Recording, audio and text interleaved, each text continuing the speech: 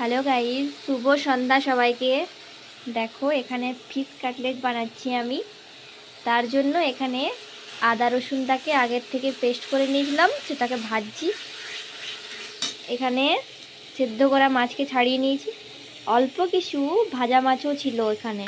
এ দেখো, এগুলো দিয়েছি কিছুটা।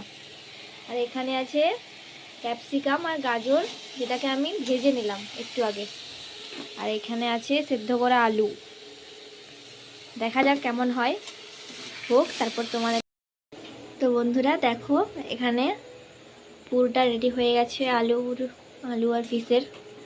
দেখো এখানে আলু রেডি হয়ে গেছে, এখানে বিস্কুট গুঁড়ো, এখানে ডিম, এখানে আমাদের রাঁধুনি।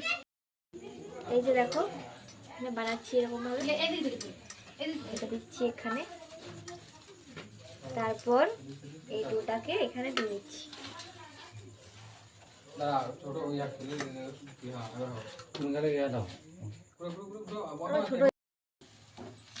দেখো বন্ধুরা, এখানে ভাজা হচ্ছে।